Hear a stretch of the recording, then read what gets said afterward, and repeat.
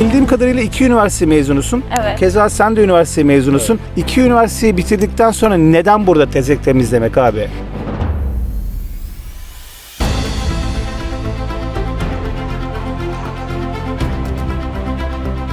Ben psikoloğum ve psikolog olarak hayatıma devam etmek istemedim. Hayatın akışına kendimi bırakmanın doğru olduğunu düşündüm.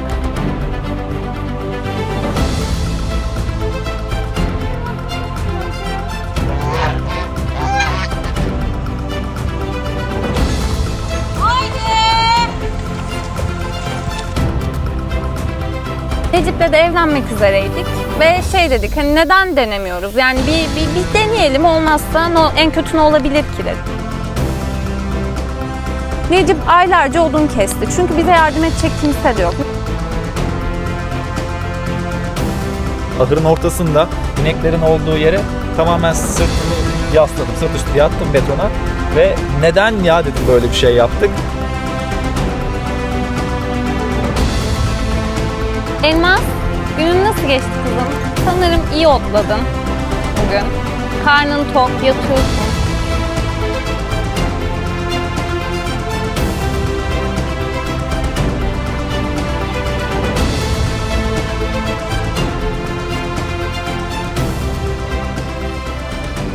Yeni bir videodan herkese selamlar arkadaşlar. Türkiye'nin farklı noktalarını sizler için gezmeye devam ediyoruz. Bugün neredeyiz? Zonguldak Çaycuma ilçesindeyiz. Burası oldukça şirin bir ilçe. Yanımızda harika bir çift var.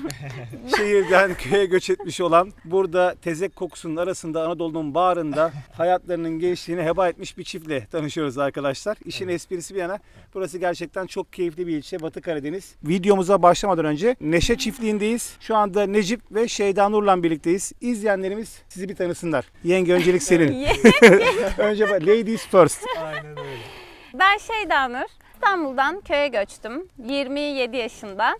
Şimdi 28 yaşındayım. Yaklaşık 1,5-2 yıldır köyde yaşıyoruz. Hayvanlarımız var. İlk defa kendi hayvanlarımızla ineklere dokunduk diyeyim. Hayvancılığı öğrendik. Böyle. Süper. Ben de Necip tabii. Ben de yüzme eğitmeniydim İstanbul'da. Biz Şeyda Nur'la evlendik yaklaşık 1,5 sene önce. 2 sene olacak herhalde. Bak ben daha şimdi Allah mutluluğunuzu daim etsin. unutmaya başladım ama abi bak ben 2 şimdi. senede evlilik tercih Hakikaten yandım. Sıkıntı. Benim evlilik bitmez. Geldik 2 senedir hayvanlarımız var. Hayvanlardan kazandığımız parayla geçiniyoruz burada tamamen. Bu da çok sorulan bir şey bize. Tamamen hayvancılıktan kazandığımız süt gelirleriyle hayatımızı idame ettiriyoruz. Köy hayatındayız 2 senedir. Burada dediğin gibi şirin, güzel bir yer. Mutluyuz, keyfimiz yerinde. Bu arada ben kanal konsepti gereği Türkiye'nin farklı yerlerinde ağırlıklı olarak çoban köpekleriyle ilgili videolar çekiyorum. Ama aynı zamanda hayvan sever olan, hayvanlarla iç içe yaşayan farklı yaşam hikayelerini de ekrana getireyim istiyorum. Siz de onlardan birisiniz. Daha önce Aysun ablayla bir video yapmıştık Silivri'de, mesela manda besliyordu. Keza işte Sema'yla yaptık, Nurgül'le yaptık. Bu tarz bir video şimdi de size nasip oldu. Biz ilk geldiğimizde değerli dostlar, ben de mesela böyle köy hayatında işte barakada yaşayan bir çift falan bekliyordum açıkçası. Ama güzel bir evleri var. Ya tabii olayın da hikayesi var. Güzel ve neşeli bir video başlıyor sizler adına. Beğenmeyi, paylaşmayı unutmayın. Yine çayınızı, kahvenizi koyun. Ekranın başında sardırmadan izleyeceğiniz bir videonun girişindeyiz. Güzel yaşam hikayeleri var. Yani ikisi de üniversite mezunu insanlar. Her ne olursa olsun akşam yattıkları ev güzel de olsa sabah küreklemek zorunda oldukları bir tezek var. Evet. Toplamak zorunda oldukları, kaba kelimeyle söylüyorum, bok var. Yani Aynen öyle. Hani köyde dört araba. yaşıyorsan o kokuya alışmak zorundasın. Evet. Ondan mücadeleye alışmak zorundasın. Keza bakmakla yükümlü oldukları hayvanlar var ve tamamen hiç tecrübesiz Evet. başladı değil mi? Yani ben bu deneyimlerinizi çok merak ediyorum. Birçok kişi çünkü şunu diyor. Ya biz şehirde yaşıyoruz artık, işte bu şehrin trafiğinden, stresinden, sabah 8'de işe yetişme telaşesinden yıldık. Yani artıları ne, eksileri ne? Bu videoyu izleyenler için sizin yaşamınız ben örnek teşkil etsin istiyorum. Ama ne biliyor musun? İşin keyifli tarafları değil. Tabii ki de onları da anlatın. Ama birebir real olarak nelerle karşılaştınız? Yani bu işin zorlukları nelerdi? Ciddi anlamda sizi burada mesela yeter artık bırakalım dönelim dediğiniz bir kırılma anı oldu mu? Bunları merak ediyorum. Ama bu soruları cevaplamadan önce hem bir yandan dolaşalım hem izleyenler sizin buradaki diğer çiftlik üyelerinizi, karakterlerinizi tanısınlar. Çünkü her birinin bir ismi var. Her birinin sosyal medyada da birçok izlenen videosu var. Aynı zamanda Instagram ve TikTok'a da içerik üretiyorlar. Aynen. Mesela Instagram'da izleyicilerinle ne tarz videolar, takipçilerle ne tarz videolar paylaşıyorsun? Dostum bizi ezmeden kalkarsın değil mi? Sağ ol. Hiçbir şey yapmaz. İyi, süper. Hepsi ev ineği ya. Öyle şeyleri yok. Bunları da mı İstanbul'dan getirdin gibi? Arabaya sığmadılar. Evet, böyle bazen tatile gitmek istiyoruz. Böyle çağırıyorlar bir yerlere bizi. Şey diyorum, tamam ya, inekleri de götürebileceğimiz bir yerse hep beraber gidebiliyorsak gidebiliriz. Onun dışında gidemeyiz. Elmas bizi ezmeden yavaş yavaş uzaklaşırsa seviniriz. Gitmiyordu hiç. Elmas yanımızda kaldı. Geviş- Bu arada bildiğim kadarıyla 2 üniversite mezunusun. Evet. Keza sen de üniversite mezunusun. 2 üniversiteyi bitirdikten sonra neden burada tezek temizlemek abi?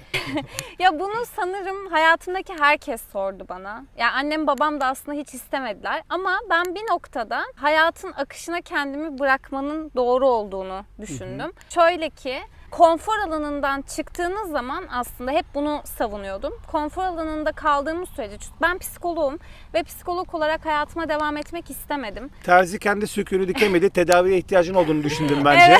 Evet, o da Bu arada olabilir. dağlara vurayım ben kendimi dedim. Şey dedim, tezeklere vurayım dedim, sadece dağlara değil. Yani şöyle, hem her zaman hayvanları çok seviyordum. Bir de psikologluk zor bir meslek. Evet. Yani hep negatif ve olumsuzluğa maruz kaldığınız Aslında bir bunu bu meslek. sabah düşündüm biliyor musun? Dedim ki psikologlar sürekli olarak başkalarının negatif enerjisini Evet. hissediyorlar ve bundan etkileniyorlar mı diye Evet. kendi kendime sormuştum. Yani çok Şimdi cevabını şey alacağız diyorlar herhalde. yani, profesyonel bakan tabii ki psikologlar etkilenmediklerini söylüyorlar ama ben etkileniyordum. Yani üzülüyorum, benim bütün ruh halim bozuluyordu ve dedim ki ben bunu hayatım boyunca yapmak istiyor muyum? Evet. İstemediğime karar verdim ve sonrasında burada da böyle bir fırsat doğdu bizim için. Necip'le de evlenmek üzereydik ve şey dedik, hani neden denemiyoruz? Yani bir deneyelim, olmazsa en kötü ne olabilir ki dedik. Evlenince aile terapisti olmaya karar verdim. Gezelim mi çiftliği? Yani. Gezelim. Hadi o zaman.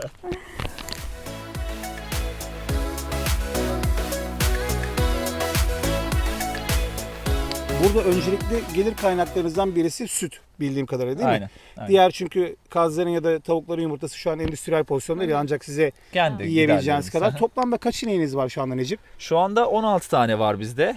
Yakın zamanda jersey ekledik sürümüze. Zaten nihai noktada da sürümüzü tamamen jersey'e çevireceğiz. Çünkü biz tamamen perakende bir iş yapıyoruz. Peynir, tereyağı, süt olarak. Bunu da en güzel şekilde jersey ile beraber satabilirdik. Çok Buna iyi. yoğunlandık şu Yani anda. şu anda sütü bizzat süt olarak satmak yerine işleyerek mamul madde haline getirerek satıyorsunuz değil mi? Aynen. Bunları sen mi yapıyorsun? Evet. Şeydanur'un o noktada hakkını vereceğim. Şeydanur Abaza, milleti Abaza. O yüzden çok geleneksel peynir türü vardır. Abaza peyniri. Onu yaşlı teyzelerden öğrendi. Bunun internette falan şeyi yok, tarifi yok. Hiçbir şekilde bulamazsınız. Şeydanur bu konuda büyük çabaladı. En sonunda öğrendi. Şu anda o peynirin daha çok, yani gelirimizin %60-70'ini Abaza peyniri oluşturuyor diyebiliriz. Abazalarla ilgili çok detaylı bilgiye sahip değilim ama tutucu bir beylik olduğunu biliyorum kendi adıma. Onun Evet. haricinde şu anda hala mesela devam ediyor mu Abaza soyundan gelenler, devam edenler? Bu Evet, o kültür kültürü- yaşatılabiliyor mu hala? Evet, yani tabii ki yaşlı insanlar daha çok yaşatıyor ama dansları, yani Kafkas danslarını zaten illaki görmüşsünüzdür. Dansları devam ediyor. Kültürel olarak işte o aile içindeki dinamikleri devam ediyor. Yani şöyle, saygı, bizde küçüklerin büyüklere olan saygısı çok çok çok önemli. O yüzden işte babanın yanında öyle her şeyi konuşamazsın ama bu babanın sertliğiyle alakalı değildir. Yani bacak bacak üstüne atamazsın. Kültür, saygı. Evet, kültürel olarak öyle yaşıyoruz. Bu da daha aslında bence dengeli bir ilişki sağlıyor aile arasında da, insanlar arasında da. Hala devam ediyor. Burada da bölgede de çok fazla aslında abaza var. İşte onları peynirlerimizi satıyoruz. Süper, harika. Umarım daha da keyifli bir hale gelir bu iş. Çünkü Evet. Aysun abla mesela biz videoya başlamadan önce de sohbet ettik değerli dostlar bu arada. Bence kendini çok geliştirmiş olan bir hanımefendi. Evet. Kesinlikle istişare halinde olun. Ben Evet. telefonunu size vereceğim. Mutlaka Özellikle de arayacağım. konuşacağım. Mutlaka birbirinize fayda sağlayacaksınızdır. Bir de Instagram'da ve TikTok'ta çok keyifli videolarınız var. Sonunda ineklerimiz geldi. Jersey kızlarımız Lüleburgaz'dan yola çıkıp yaklaşık 8 saatin sonunda köyümüze ulaştılar. Bu anı o kadar uzun zamandır bekliyorduk ki o kapağın açılmasıyla hissettiklerimizi size anlatamam. Biliyorsunuz yaklaşık 1,5 yıldır hayvancılık yapıyoruz. Böyle kaliteli inekleri ahırımıza getirmiş olmak bizim için güzel bir hikayenin başlangıcı da oldu. Tüm inekleri indirdikten sonra araçta bir şey unuttuğumuzu fark ettik. Onu da aldıktan sonra yolda acıkmış olan hayvanlarımızı beslemeye geçtik. Biz ne kadar yadırgayacaklarını düşünsek de hepsi çok uyumlulardı. Bizim sevincimizle sevinip hayalimize ortak olan bir topluluk oluşturduğumuz için gerçekten çok mutluyuz. Hepinize çok teşekkür ediyoruz. Merak etmeyin, zaten bol bol kızlarla ilgili video gelecek. Öyleyse bir sonraki videoda görüşürüz. Yani günlük böyle bir vlog tarzında video çekip üzerine de seslendirme yapıyorsunuz. Benim de çok hoşuma gidiyor. Bu arada biz Instagram'dan arkadaşız ve video konusunda da oradan iletişime geçmiştik. Mesela sosyal medyaya bu işin yansıması nasıl oldu? Tamam, okey, şehirden köye geldiniz. Bu bir adım. Çok önemli bir adım, yani çok radikal bir karar insanın hayatında. Evet. Çünkü birçok kişi tutunduğu hayatı bırakmakta güçlük çekiyor. Hep korkularımız var, kaygılarımız var. Acaba yapabilir miyiz, başarabilir miyiz diye. Bir yandan da mesela bu işin sosyal medyaya yansıması nasıl oldu? Çünkü çok keyifli videolar var. Demek ki buradaki yaşamdan keyif alıyorsunuz. Dışarıya yansıyan bu. Başaramadığınız, üzüntüde olduğunuz birkaç videonuz da var bu arada. Yani onları da izledim. Başarısız olduğunuz işleri de yayınlıyorsunuz. Sırf başarılı olduğunuz değil. Nasıl oldu yani Instagram'daki bu gelişim? Hikayelerinize yorumlar nasıl geliyor? Ya şöyle, biz ilk başta YouTube olarak başladık hikayemize. Instagram'ı çok fazla dahil etmedik ama sonra bir baktık biz bayağı parçalanmışız sosyal medya olarak. Bir yerde anlattığımız hikayeyi diğer tarafta da biliyorlar diye düşündük. Sonra yeniden bir revize ettik aslında. Neyi nasıl yaparsak daha fazla insana hikayemizi anlatırız. Çünkü bizim hikayemiz biraz, biz buna eşsiz diyoruz. Çünkü yurt dışında da benzeri yok. Bizim yaşımızda, bu kadar genç bir yaşta sadece hayvancılıktan para kazanmak için işte belli bir yaşantı seviyesinden, konfor alanından çıkıp köye yerleşen bir çift yok. O yüzden biz bu hikayemizin daha fazla insana ulaşması için biraz daha Instagram'da işler yapmaya başladık. Oraya da sadece, tabii herkes söylüyor bunu. Bu iş güzel de bunun kötü yanları yok mu? Kötü yanlar kamera arkasında kalıyor genel olarak. Ya da şey geliyor, siz hiç kavga etmiyor musunuz? Yani o pause tuşuna bastıktan sonra biz birbirimize giriyoruz genellikle. Niye öyle baktın? Niye bu tarafa bakmadın falan gibi. Oluyor, ses kaydı yaparken Necip çok kızıyor bana mesela. Her ses kaydı yaparken, bunu da burada ilk defa söylüyor. Kavga ederiz biz. Ki normalde Üzerine seslendirmeli yaparken evet, videoları. yani video hazırlanır. Üzerine seslendirme çekeceğim. Yani konuşmaya başlıyorum. Böyle yapıyor. Öyle demedim. Böyle ses yüksek, az, arttır. Sesini arttır. Biraz mutlu mod. Böyle bir şey ilerliyor. Sen konuşsana der, benim eşim direkt kapatır, telefonda bırakır gider. İşte ama şarkıyla. iş Öyle de business. yaptık. Evet. Ya bir kere hasta oldu, sesi kesildi, sesi kısıldı. Çok hastaydım ama. Ben seslendirdim ama orada da bayağı insan sen anlat dediler ama yani. bence Hakkımı şöyle, yemem. sosyal medya bizim için şöyle kıymetli. Sosyal medya bizim sosyalleştiğimiz bir yer. Şimdi Değil biz mi? köyde yaşıyoruz ve etrafımızda bizim yaşıtımız neredeyse hiç kimse yok. Biz böyle bir düğüne gittiğimiz zaman o düğünün anne babasını için gidiyoruz. Çocukları tanımıyoruz. Anne babalarını tanıyoruz yani. Arkadaşlarımızın yaş Evet, ortalaması yaşlı, 55 falan. 55, yani. 60 onlar arkadaşlarımız. Genellikle aşağıya biz çekiyoruz. Bir de Evet. daha yüksek yani. O yüzden de sosyal medya bizim burada biraz daha motive olmamızı sağlıyor. Evet. Yani sabah, şimdi şu çok kolay bir şey değil, gerçekçi olalım. Hava buz gibi, uyanıyorsunuz, aşağıda size hayvanlar bekliyor, açlar, bir sürü işiniz var. Sobayı yakmanız gerekiyor. Kar var, yağmur var, geliyorsunuz aşağıya, işte affedersiniz bok temizliyorsunuz falan. Yani bu her zaman böyle ah ne güzel bir gün diye başlayan bir gün olmuyor. Değil. Çoğu zaman çok zorlu geçen. Bu da bu zahmetli diyeyim, zor demeyeyim. Zahmetli bir şey köyde yaşamak. Necip aylarca odun kesti. Çünkü bize yardım edecek kimse de yok. Necip 2 ev için odun kesiyor. Onları taşıyoruz. Yani hep fiziksel olarak ben de bir yere kadar yardım edebiliyorum. Akşam sağlıklı uyku uyuyorsun ama değil mi? Evet. Yani mesela çünkü neden? Beden yorulursa zihin dinlenir Evet. diye bir şey var. Bunu mutlaka Evet. biliyorsundur, senin uzmanlık alanın. Evet. Ben ne zaman bedenimi yorsam çok sağlıklı uyku uyuyorum. Ama ne zaman bedenimi yormazsam o uyku problemi Evet. bende devam ediyor. Yani kesinlikle Yattığın öyle. yeri beğenmek gerekiyor değil mi? Yani bunların hepsi işte içerik paylaştığımızda, işte story paylaştığımızda, insanlarla iletişim haline geçtiğimizde bizi gerçekten, yani belki bize her gün yüzlerce mesaj geliyor ve bunun yani 98 tanesi güzel mesaj. Yani bu iyi bir oran sosyal medyanın acımasızlığı içerisinde. Yani ve takipçilerimiz bütün eklerimizin ismini biliyor, buzağlarımızı takip ediyor. Demişken o zaman Evet. bizim izleyenlerimiz de tanısın mı? Böyle Evet. bam diye lafına müdahale ettim. Kusura bakma, unutmayayım diye. Değerli dostlarla bizleri de bir tanıştırabilir misin? Mesela yanımızdaki kimdi? Az önce ismini söylemiştik. Ben Venüs. anlatayım tekrar. Venüs. Elmas. Karşıdaki kızımız Videoya Elmas. başladığımızın Evet. kızı oluyor Evet. kendisi. Elmas'ın kızı Venüs. Evet. Hemen İçeride de diğer kızı var. Onu da göstereyim. Bir tane siyah beyaz bir inek var burada. Sanırım Bu bu Aynur. bu Aynur. Aynen. Bu bizden kaynaklı Çok ünlü bir- izleyenlerimiz biraz tepkilidir buna çünkü bizi çok yoruyor. Sürekli Neden? bu tırları Kaçar. falan görürsünüz ana yola. Yani bunun için yükseklik fark etmiyor abi. Yani 1,5 metrenin üzerinden atlayıp yollara falan çıkabiliyor. Bizi en çok yoran ineğimiz. Sürünün delisi bu mu yani? Evet. Aynen öyle. Ya Deli bize, Aynur. Deli bize dediler ki abi bu ineği alırken Karapınar'dan aldık. İşte merada otlaması önemliydi bizim için. Hayvanların özgür olması. Ahırda da bağlı değildir bizim hayvanlar. Dediler ki bu ineği Karapınar'ın her yerinde görebilirsin. Şimdi ben öyle deyince bilmiyorum ya şey dedim herhalde iyi otluyor. İyi bir ırk. Hayır iyi otluyor yani merada geziyor demek ki.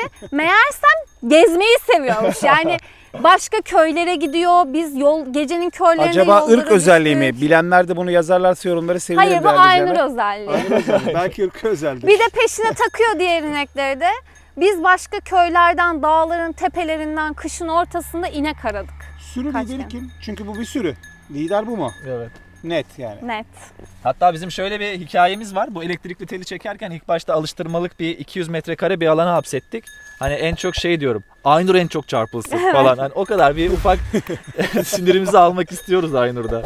Aynur da bence o telleri falan dinlemeden atlayıp gidebilir yani. Ya şeyler arıyor, başka köyden insanlar da tanıyorlar artık. Arıyorlar. Aynur işte şurada. Yanında da 2 tane inek var. Hani Kes- Aynur burada ama. Kesin süt verimliliği anlamında da en son sıralardadır Aynur bu kadar hayvan Yok, olduğu yok. için. Aynen. Ya ilk intiba olarak sende de bunu uyandırdıysa biraz doğruluğu var O yani. kadar değil ama Değil mi? iyi yani. Ya yavru olarak şimdi hayvanlarda şöyle bir şey var. Yavru olarak çok güzel yavrular veriyor bize. Jerseylerin sütü yağ anlamında oldukça yüksek bir yağ oranına Evet. sahip değil mi? Karadeniz ineği diye mesela birçok kişi buna böyle bir Evet. söylemde bulunuyor. Çünkü Karadeniz'de de genelde bunu görüyorum. Zamanında Karadeniz bölgesine Jersey inekler getirtilmiş. Çünkü burası engebeli olduğu için Karadeniz bölgesi ve hafif hayvanlar olduğu için Aynen alçaklar da evet, biraz daha. diğer evet ineklere aynen göre. daha alçaklar ama hep melezlenmiş. Yani Trabzon Jersey diye geçiyor. İşte onlar hep melez. Bizim ineklerimiz zaten demir küpeliler. Amerika'dan geldiler. Safkan. Genetiği değiştirilmemiş. Çok iyi ama Evet, mesela Jersey. mereye uyumlu olmaları da çok güzel. Birçok Alıştılar. Jersey'i merada görmüyoruz biz. Kesinlikle. Yani çoğunlukla kapalı bakarlar ama biz de hikayemizin bir parçasını hep şöyle kurguladık. Yaptığımız ürünler tamamen doğal, dışarıda özgürce gezen hayvanlar. O yüzdendir ki ahırda mesela padok sistemimiz bizim serbest. Yani herhangi bir bağlanma stresi de yaşamasın hayvan diye. Harika. Tamamen kendi keyiflerine bırakmış durumdayız aslında. Ya bir de ben buna karşıyım zaten bu arada. Böyle hayvanların kapatılıp işte mesela bir 5 litre 10 litre daha fazla süt verecek diye hayvanları yani kapatıp bunu bu kadar yani hayvancılıkla uğraşıp bunu bu kadar ticarileştirmeye karşıyım. Ama bir noktada bir çiftlik sahibiyseniz 1000 tane 2000 tane hayvanı bir yere salamazsınız. Şimdi bu da gerçekçi değil. Evet. Ama biz bu işi belli bir butikte Evet. tutup Tadı da orada aslında. Güzelliği de Evet. orada. Mesela zengin olalım kafasında değilsiniz. evet. Evet. İstediğimiz hayatı yaşarken bir yandan da o Evet. hayat için ihtiyacımız olan parayı buradan kazanalım. Evet, tam olarak Zihniyeti böyle. var değil mi? Yani süper. para bir şey. Ben hep şöyle bakıyorum buraya geldiğimden beri. Şimdi görecekler çok güzel bir evde oturuyoruz ve dışarıdan bakan herkes işte inanılmaz zenginler falan diye düşünüyor olabilirler. Geçimimizi sadece hayvancılıktan sağlıyoruz ve ilk başta yanlış inekler seçtik, sütsüz Evet. kaldık.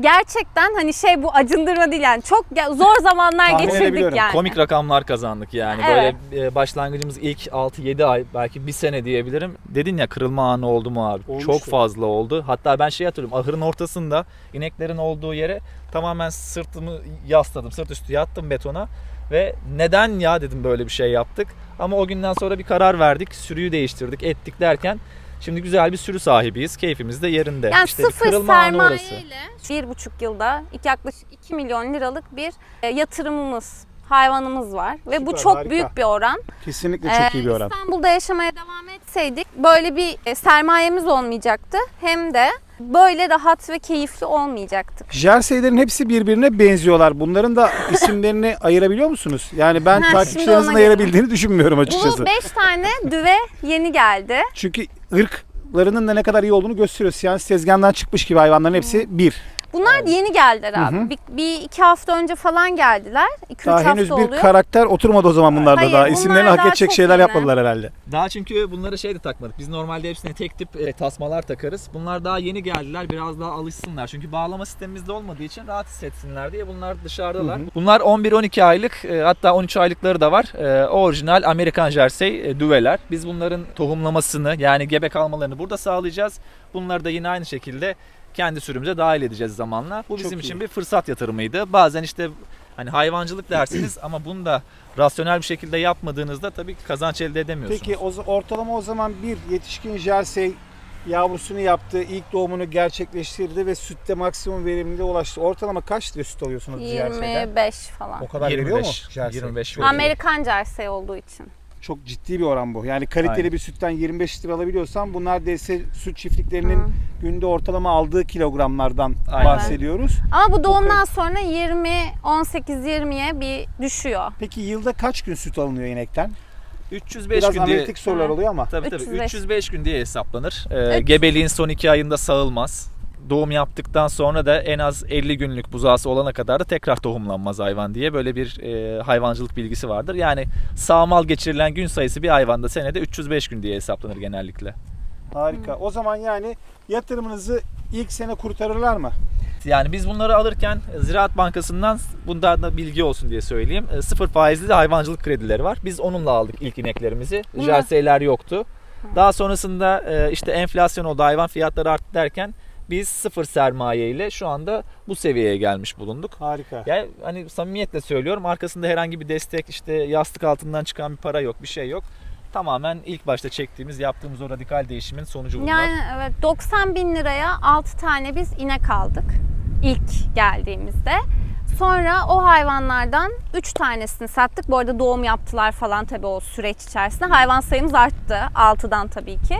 Sonra biz 3 tanesini satıp kredimizi kapattık. Harika. Sonra 3 ineğimiz, işte 3-4 tane de buzağımız vardı. Bir de aralarda buzağı da sattık bu arada, yani o sürede olmadan. Sonra da bizim o geri kalan hayvanlarımız, işte aslında Elmas, Aynur, bir ineğimiz daha vardı. Onlar bizim sermayemiz oldu.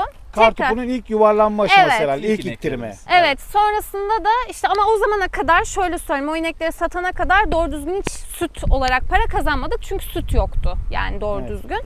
Sonrasında o bir sene sonrasında tekrar biz kredi çektik ve jerseylerimizi aldık. Peki izleyenlerin şu anda sizin ürettiğiniz peynirleri ya da yağları alabilecekleri bir platform var mı? Neşe Çiftliği'ni mi takip etmeleri Instagram'dan, gerekiyor? evet. Instagram'dan mesaj yoluyla genellikle alıyorum. Çünkü ben siparişe göre yapıyorum. Taze yapıyorum. O yüzden de böyle Shopier'den falan açılıyor ya. Hani onlara çok girmedik. Yani ben de bir yere kadar yapabiliyorum. Çünkü şimdi oradan 50 tane sipariş gelirse yapamam. Karşılayamazsın. Evet, karşılayamam. Bu yüzden ve bir peyniri yapmam benim yaklaşık 6 saat sürüyor. Peyniri de Gazel'in, Deniz'in hepsinin sütüyle yapıyorum. Size Gazel'in sütüyle yaptığım peyniri gönderiyorum diye söylüyorum da.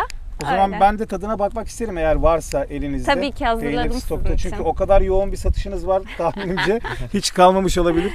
Şaka Var, bir var. yana gerçekten merak ettim tadını. Bir de ilk geldiğimde 2 tane Rottweiler'la karşı karşıya geldim. Ben köpeklerle iç içe olan bir adam olarak ve ilk baktığım Rottweiler olan bir köpek olmasına rağmen her zaman Rottweiler'lara karşı tedirgin yaklaşırım. Çünkü görsel anlamda hem görüntüleri ürkütücü hem de iyi bekçi köpeğiler.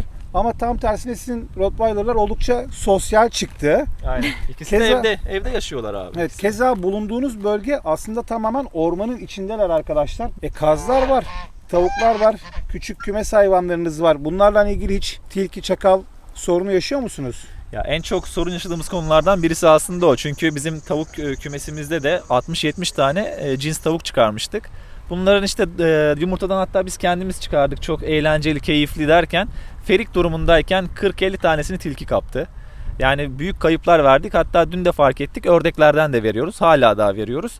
Yani o yüzden Rottweiler'lar bu konuda çok yardımcı olmuyorlar bize. Çünkü biraz daha evde tabii yetiştirdik biz onları. Bizden kaynaklı da Yani yetiştirme eğer tarzları. kabul ederseniz ben buraya bir çift size çoban köpeği ya da kangal göndermek isterim. Aa, çok seviniriz. Çok da güzel olacaktır ekibinize Çok dahil seviniriz. etmeniz. Çünkü ciddi anlamda Türkiye'de yerli ırklarımızı seven bir kitle var. Yani millilik biliyorsunuz, biz de zaten hepimiz Türk olduğumuz için milli olan her şeyi seviyoruz. Kangal'da ülkemizi dünya platformunda tüm köpekler arasında gerçekten layıkından temsil eden bir ırk. Hem sürü koruma olsun, hem alan koruma olsun, hem zekası, hem çiftlikteki diğer hayvanlarla uyumu konusunda olsun. Yani çok kesinlikle tanımanız gereken bir ırk. Evet. Köyde yaşıyorsanız ki öyle. Evet. Yaşamaya da devam edeceksiniz anladığım kadarıyla değil mi? Evet. Süper. O zaman bence mutlaka lazım. İlk fırsatını bulduğumda, ilk uygun yavruları tahsis ettiğinde o zaman kabul ederseniz bir çift Abi göndermek çok isteriz teşekkür size hediye ederiz. olarak. Gerçekten çok da Hı. mutlu oluruz. Yani çünkü senin videolarını sürekli izleyip köpekler hakkında bilgi olduğumuz bir insansın. Sağ Ve ol. senden böyle bir hediye almak da çok mutlu eder. Yaşayarak daha da güzel deneyimleyeceksiniz. Aynı şekilde nasıl mesela burada hatalar sizi doğru davranmaya itti. En azından köpek konusunda ben direkt doğruyu vereyim ki ekstra doğru değil de zaman Bir kaybetmeyin. de şu var abi bizde. Biz mesela şimdi burada eğer başka köyde yaşayan birinin bir tane tavuğunu tilki alsın direkt imha edilir. Yani Değil o mi? tilki oraya yaklaşamaz. Bir de biz bir şey de yapamıyoruz. Biz böyle görüyoruz tilki. Aman dur tilki yapma falan. Ya tilki kapının önüne geldi. Ekmek atıyoruz ya. Aynen Yani dedik bizim ki de tavuk hatamız var. yemesin Hayırdır bari olmuyordur dedik. tilki. Ekmeği Hakikaten. kaptık Sana ekmeği ye kamıyorum bari. ekmek atıyorum falan bize diye. Tilki geldi sevip tavukları Hata alıyor. bizde de var yani aslında Evet, bakarsan. yani biz zarar da veremiyoruz. Ve çok inanılmaz sıkıntı yaşıyoruz. Yani gitmiş yani hepsi gitmiş. Emin Ördeklerin ol. de hepsi gitmiş. İyi bir çift köpek burada 4 kilometre sınırında hiçbir vahşi mahlukatın çiftliğinize gelmeyeceğini garanti edebilirim yani net. Nasıl Çok abi? ilginç 4 geliyor. kilometre. Buradan havalimanı bu arada. Yani 4 kilometre 1 metre olursa oraya garanti vermem lazım. Onu daha önce söylüyorum. Çiftliğe gidip bir de şu Rottweiler'ları Evet. izleyenlerimize gösterelim. Olur, Çünkü bizim bakalım. kanalımızın ciddi bir kısmı köpek sever. Tabii. Hem de sizin bu ilginç yaşam hikayesinin detaylarını izleyenler oradan dinlemeye devam Aynen. etsinler. Bakalım abi. Hadi bakalım.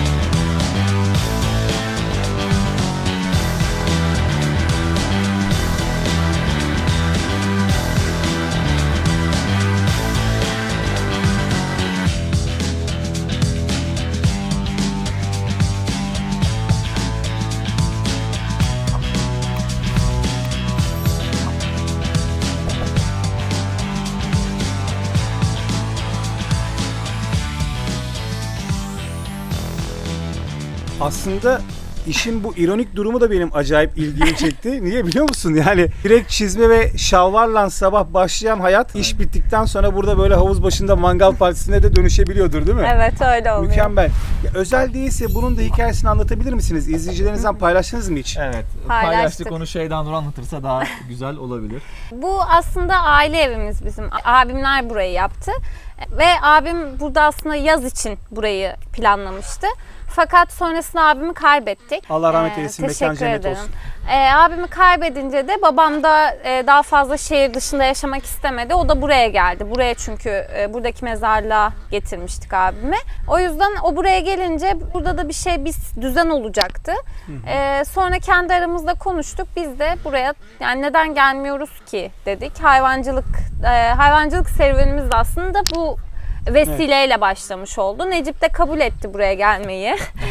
Şimdi belki videoyu izleyenler durumu dışarıdan ilk baktığında ön yargıyla algılayabilirler ama ben burada gerçekten çok samimi bir çift görüyorum. Bu arada bugün sizle tanışmak bana gerçekten acayip bir keyif verdi. Yani videonun dışında da iki güzel arkadaş edindim diye düşünüyorum. Güzel bir hikaye var çünkü yaşama karşı bir tutunma ve mücadele var. Birçok kişi halihazırda mevcut bu imkanlara sahipken belki ailesi zengin olup maddi anlamda ailesinden beklenti içerisinde olmayan birçok çocuk da var. Mesela babam yıllardan beri bana hala destek oluyor. Çünkü ben de hayatımda hep inişli çıkışlı anlar yaşadım. Borcum oldu. Samimi söylüyorum, belki dışarıdan çok zengin ya da rahat birisi gibi görünüyorum. Aslında böyle bir hayatım yok. Burada da arkadaşlar tam tersi var. Zengin ve rahat gibi görünen ama aslında bütün gün ineklerinden, tavuklarından, Kesinlikle. kuzularından uğraşması gereken bir çift var.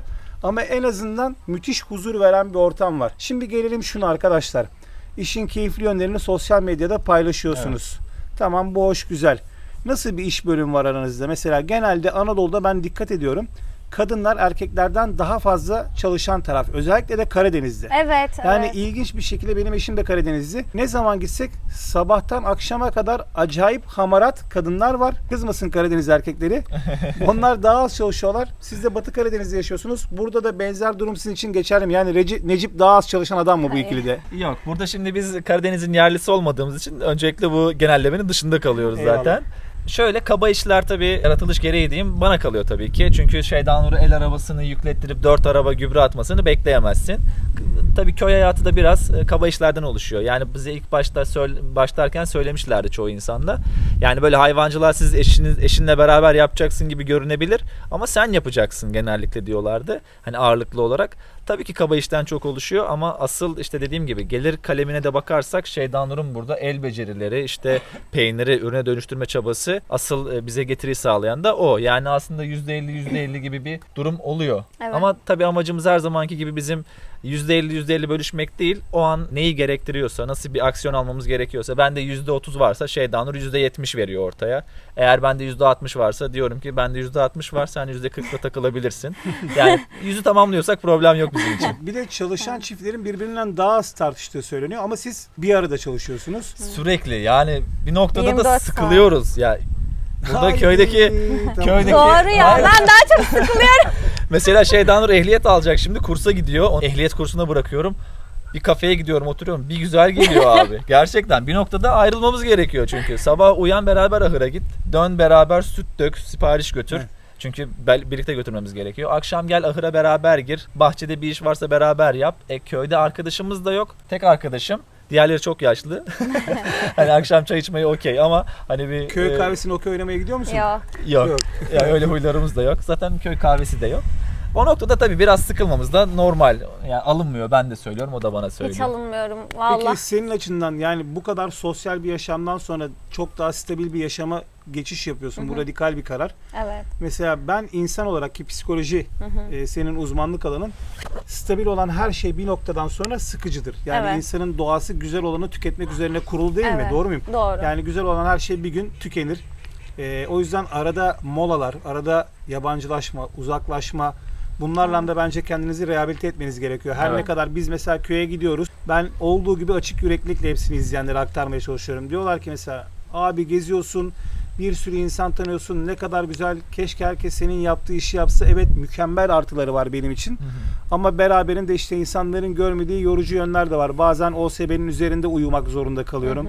Bazen çoban evinde uyumak zorunda kalıyorum. Bazen işte foto kapandan bir görüntü yakalayalım diye 2 gün arazide soğukta kalmak zorunda kalıyoruz gibi. Yani her işin güzelliğinin yanında eksileri de var ama en azından istediğimiz ve sevdiğimiz işi yapıyor olmanın lüksünü yaşıyoruz Evet. diyelim. Ben sizde de bunu gördüm.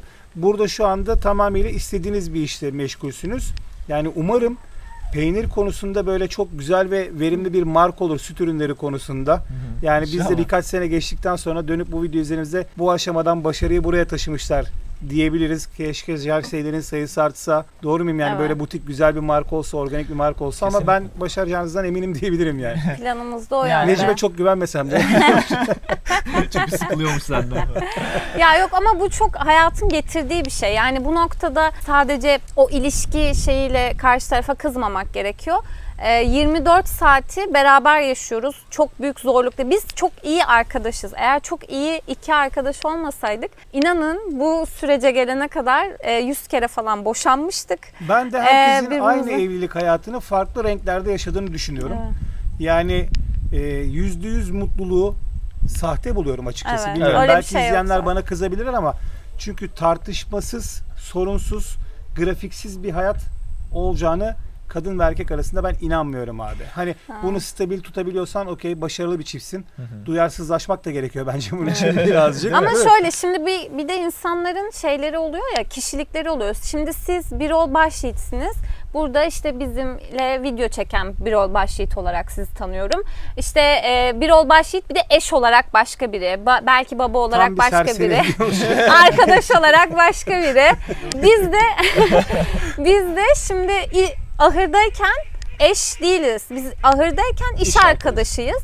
Bazen küsüyoruz da ve şey diyoruz, yani sadece iş hakkında konuşuyoruz. Yani duygusal olarak o sırada birbirimize karşı şeyiz, iyi değiliz. Ama işle ilgili, hayvanlarla ilgili konuşmamız gerektiği için orada tamamen iş arkadaşıyız. Evde eşiz. İşte burada otururken eşiz ama işte bunları ayırmamız gerekiyor. Çünkü her şeyi birlikte yaptığımız için bir noktada da bunları düzene sokmamız gerekiyor. Öyle de yapmaya çalışıyoruz elimizden geldiğince Süper. diyelim. O Çok zaman iddialı olmasın yani. Neşe Çiftliği'nin 24 saatini özetleyecek olursak mutlaka bir rutininiz var. Evet. Şu an güncel olan rutininiz nedir abi? Sabah kalktığınızda hayat sizin için nasıl başlıyor? Biraz senden, biraz da eşinden dinlemek öğlene isterim. kadar ben anlatayım. Sabah Öğlenden Kaçta sonra- uyuyorsunuz? Ya Bir de. burada çok güzel bir uyku düzenim oldu. Öncelikle ondan bahsedeyim. 12 olmadan uyuyorum. Sabah 7.30'da uyanırız abi. 8'de ahıra girdik. 1,5 saat sürer. 9.30-10 gibi ahırdan geliriz. Süt dökülür beraber. Sonra kahvaltı yapılır. Günceli sorduğun için daha sonra çarşıya gideriz. Siparişler, ardından Şeydanur sürücü kursuna gider. Sonrası sende dönüş. Şeyi unuttun ama ördekler aç kaldı. Ha, beslemeyi mi? Evet. Onları direkt geçtim ya. Çalışanın kim olduğu çıkıyor bu sorularda. Hayır, ben onları direkt Ben geçtim. şimdi bak sabah ben kalkıyorum, kahvemizi koyarım hemen. Kahvemizi içmeden Kadın detaylı bak evet, şimdi. kahve Önemli, içmeden detaylar önemli. Bak şimdi evet, detaylara kahve bak. içeriz. Sonra bir sabah kahve keyfi yapıp böyle biraz hani günümüzü planlarız. Sonra geliriz. Ben ördekleri açarım. Necip tavukları açar. Yemler. Sonrasında ortada buluşup ahıra gidiyoruz. Sonra bütün ahır işlerini hallediyoruz. Temizliyoruz, sağıyoruz. Buzağlarımızı besliyoruz. Ardından da onları meraya gönderip biz de eve gelip kahvaltımızı yapıyoruz. Sonrasında da bahçe işlerimiz varsa bahçe işleriyle ilgileniyoruz. Kışsa odunluk şeylerle, yani o bahçenin o işleriyle ilgileniyoruz. Siparişlerimizi götürüyoruz. Ben peynir koyuyorum o arada. Peyniri Bu yapmaya arada hala başlıyorum. peynirin tadına bakmadım. Evet, birazdan. Tamam, Işık peki. gitmeden Bakalım. bakacağız. Ondan sonrasında peynirlerimi yapıyorum. Günlük yemeğimizi şunu bunu yapıyoruz. Sonrasında da akşam olunca da yine ahıra gidip ahır işlerimizi hallediyoruz. Hava güzelse şurada biraz oturuyoruz. Şurada biraz oturuyoruz kısmını ne kadar nazik geçiyor yalnız değil mi? Ben oraya geliyorum yani işler bitti. Evet. Havuz başında brunch partiye başlıyoruz kısmını. Evet. Ya arkadaşlarımız, şimdi buraya geldiğimizde arkadaşlarımız yoktu. Şimdi yeni kuzenim var burada. Cantekin abim ve eşi Eftel abla. Onlar geliyorlar sık sık. Zaten şöyle oluyor. İnanın hani siz dediniz ya güzellik tükeniyor diye. Burada eğer yanımızda sevdiğimiz insanlarla değilsek çoğu zaman burada oturmuyoruz bile. Aynen. Çünkü keyif vermiyor. Arkadaşlarımız, dostlarımız, şehir dışından gelen arkadaşlarımız oldukça, işte onlar geldikçe burası keyifli bir hale geliyor. O zaman işte keyif alıyoruz. Her şey insanla güzel. Öyle keyifli oluyor diyebilirim yani. Bir de kocaman bir ailesiniz sosyal Evet. medyada. Bende Evet. de o aynı hissiyat var. Benimle birlikte sevinen, benimle birlikte gezen, Değil mi? benimle Evet. birlikte üzülen, gönül bağı kurduğum, hiç görmediğim, yüzlerini görmediğim ama aramızda bir bağ olan bir Evet. kitle var. Ben bu hissiyatı alıyorum. Mutlaka siz de bunu alıyorsunuzdur. Bu arada videoyu kapatmadan son olarak diyelim ki sizin gibi yeni evli bir çift var. Ve gerçekten şehir hayatında maaşlı çalışan kişiler ve oradan uzaklaşıp köye gitmek istiyorlar. Belki dediğim gibi sen abinin mevcut pozisyonundan dolayı bu arada tekrardan Allah rahmet eylesin. Teşekkür Mekan cennet olsun. Böyle bir yaşama sahip oldum ki yanında gerçekten %100 net bir şekilde köy hayatı yaşıyorsun. Bunu ben bizzat gördüm. Sizi takip edenler de görüyordur. Evet. Belki onlar bir malikanenin yanında köy hayatı yaşamayacaklar ama bir köy evinde de olsalar,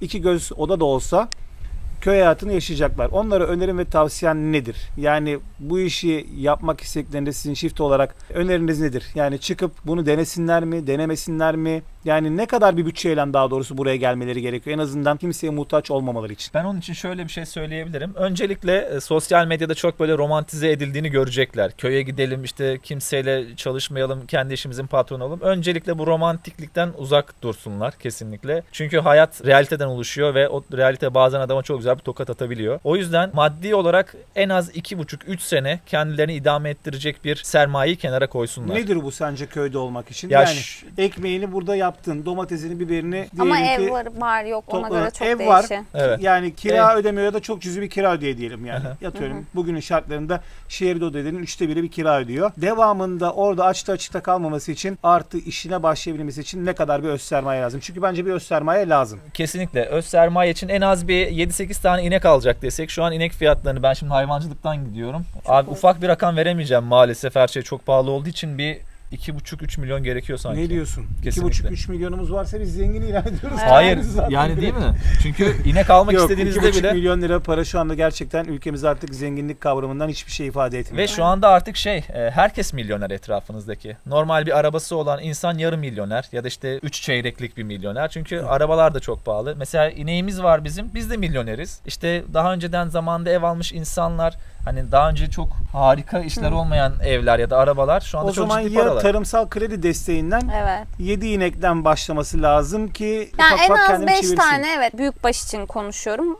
En az bir 5 tane, 4-5 tane Sicili ineği. temiz olan birisi 5 inek için şu anda kredi kullanabilir durumda mı? Evet. Ülkemiz, devletimiz ya da bankalar buna destek oluyorlar mı? Oluyorlar. Evet, olur. Tamam. O Yani zaman Ziraat bunu araştırmak Bankası, lazım. evet, Ziraat Bankası'nın kredileri var bununla ilgili. 5 inekten hesap edeceksen bu arada skalayı düşürebiliriz. Sayısal gidelim. 5 inek çarpı 80-90 desen ıvırı zıvırı 500 bin. Ahıra yaptın, revize ettin. Abi 1,5 milyon minimum ya. Minimum 1,5 milyon gerekiyor. Evet, ya bir de şöyle, sadece burada önemli olan şey, bütün bu paralar çok değişir.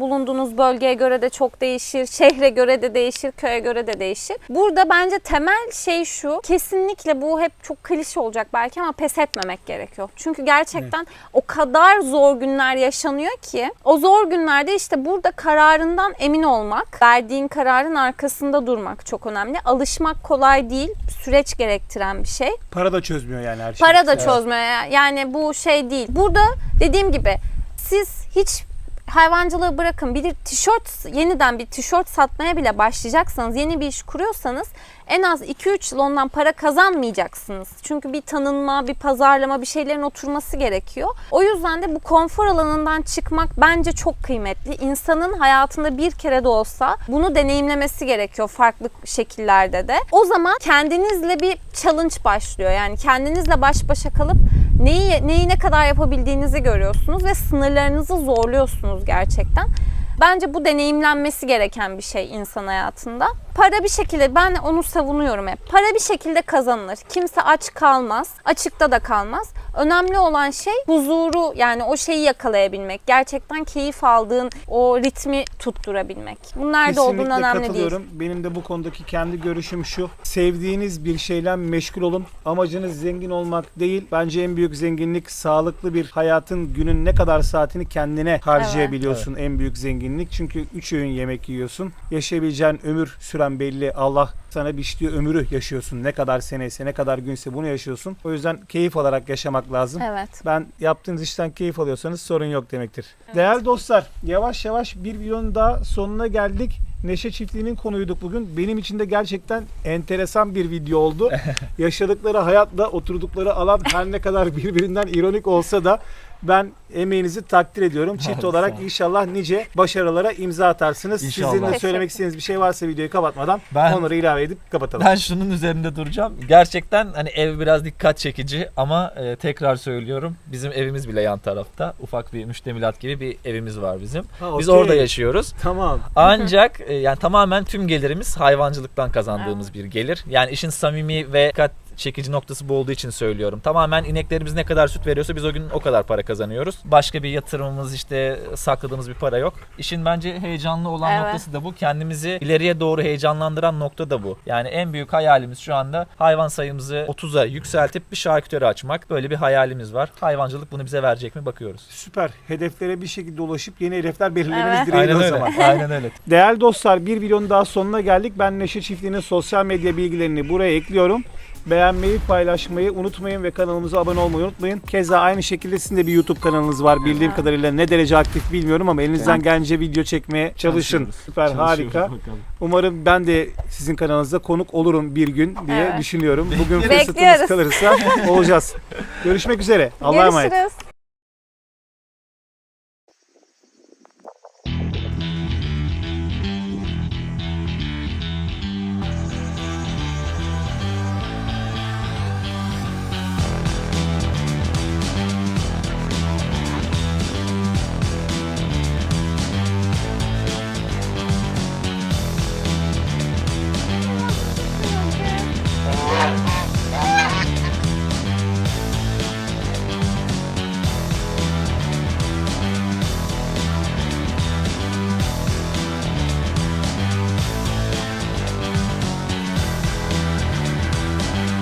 Elmas, günün nasıl geçti kızım? Sanırım iyi otladın bugün. Karnın tok, yatıyorsun.